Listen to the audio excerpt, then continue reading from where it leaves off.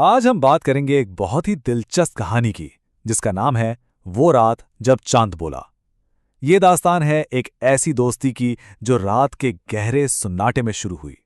तो कहानी कुछ यूं शुरू होती है। एक हल्की सी सरगोशी से लिया को एक आवाज सुनाई दी। लेकिन जब उसने आंखें खोलकर देखा तो कमरा बिल्कुल खाली था। वहां कोई भी तो नहीं था। ये आवाज आखिर आई कहां से? तो यहां से कहानी का पहला हिस्सा शुरू होता है। ये लेलिया की बेचैनी के बारे में है। सोचिए, एक ऐसी रात जो हद से ज्यादा खामोश है, और इस खामोशी में भी किसी के होने का एहसास हो रहा हो।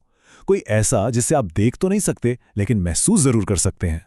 कमरे में ना एक अजीब सी गहरी खामोशी छाई हुई थी। मतलब इतनी खामोशी कि वो खुद एक शोर लग रही थी और दिल में एक अजीब सी घबराहट पैदा कर रही थी। इसी खामोशी को तोड़ने के लिए लिया ने हिम्मत की और बहुत आहिस्ता से पूछा, हेलो। इसकी आवाज में थोड़ा डर भी था और थोड़ा तजस्सुस भी।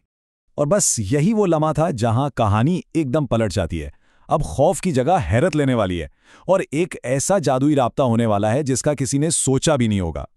जवाब में एक बहुत ही प्यारी नर्म सी आवाज आई। ऐसी आवाज जिसे सुनकर लगे कि कोई मुस्कुरा रहा है।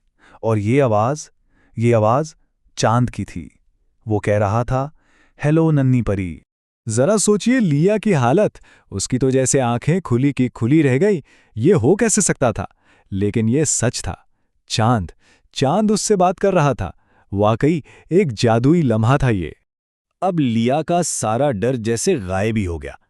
इसकी जगह तजस्सुस ने ले ली और उसने बड़ी मासूमियत से चांद से पूछा।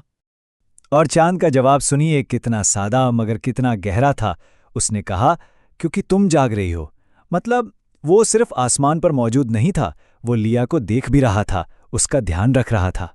यहां से कहानी का असल मकसद, उसका मरकजी ख्याल सामने आता है। यानी किसी खौफनाक चीज को देखने का नजरिया ही बदल देना, उसे एक बिल्कुल नए, एक मुस्बत अंदाज से देखना।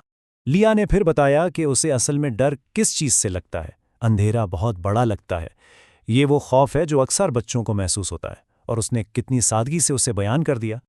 और यहां चांद ने एक बहुत ही खूबसूरत बात कही। इसने अंधेरे का मतलब ही बदल दिया। इसने कहा कि अंधेरा खालीपन का नाम नहीं, बल्कि ये तो वो जगह है जहां हमारे ख्वाब, हमारी कहानियां और हमारा सुकून सब महफूज रहते हैं।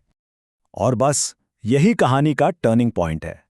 अब लिया चांद की इस बात को सिर्फ सुन नहीं रही, बल्कि इसे दिल से महसूस करना शुरू कर देती है।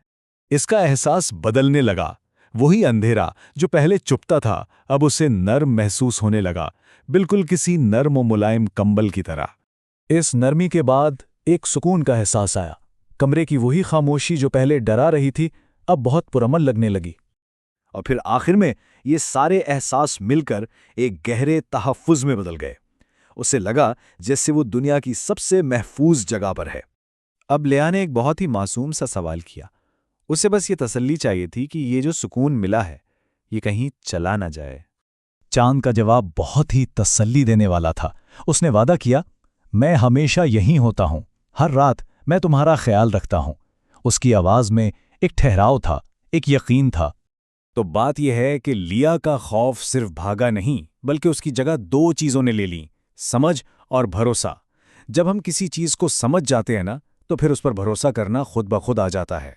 अब आते हैं इस कहानी के आखिरी सबक की तरफ और इसके बहुत ही प्यारे से इख्तिताम की तरफ। देखते हैं कि ये कहानी हमें क्या पैगाम देती है। कहानी का सबसे अहम पैगाम ये है कि अंधेरे से डरने की जरूरत नहीं। ये तो वो जगह है जहां सुकून, ख्वाब और एक खामोश सा जादू रहता है। और फिर लिलिया मीठे ख्वाबों में खो गई, और रात ने उसे बहुत प्यार से, बहुत नरमी से, बिल्कुल एक लोरी की तरह अपनी आगोश में ले लिया। और इस कहानी का इख्तिताम एक पुरसुकून पैगाम के साथ होता है कि आंखें बंद करके रात को खुद को मीठे ख्वाबों में ले जाने दिया जाए। शब बखैर।